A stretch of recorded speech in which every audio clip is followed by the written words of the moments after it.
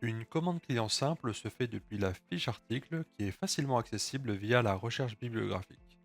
Si vous ne connaissez pas déjà la recherche bibliographique, je vous laisse regarder la vidéo correspondante.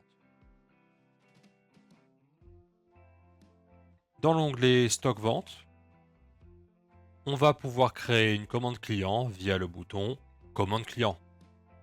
On peut ici rentrer les informations d'un client de passage ou alors chercher via le bouton Loop un client déjà enregistré. On peut aussi le créer via le bouton Nouveau client. Lorsque la commande client est validée, il m'est possible de choisir de l'imprimer ou non. La fenêtre de commande fournisseur s'ouvre automatiquement pour fournir au client le livre demandé. Pour une commande de plusieurs articles, il est plus intéressant de passer par la liste mémorisée. Voici comment procéder. Dans cet exemple, je vais rechercher l'œuvre de Gutanabe chez Kiun. Je peux, dans cette recherche, afficher les articles par date de parution et ne prendre que ceux qui sont disponibles.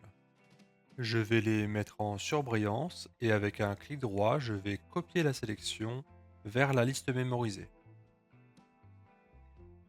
La liste mémorisée est accessible via le compteur en haut à gauche. Depuis ma liste mémorisée, je vais pouvoir, via le bouton Action, mettre les articles en commande client en choisissant, dans mon cas, de faire une nouvelle commande. Je peux ici aussi identifier un client de passage ou aller chercher un client dans ma base. Cette deuxième fenêtre est la fenêtre de commande fournisseur.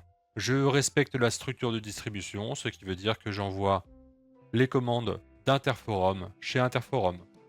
Je pourrais dans certains cas vouloir envoyer cette commande à un grossiste.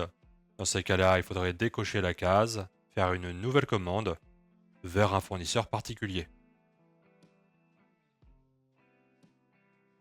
Dans tous les cas, si je veux prendre un acompte sur commande, ça se passera en caisse avec le code AC. Dans le tableau apparaît en première ligne la commande la plus récente. Elles sont triées en ordre décroissant.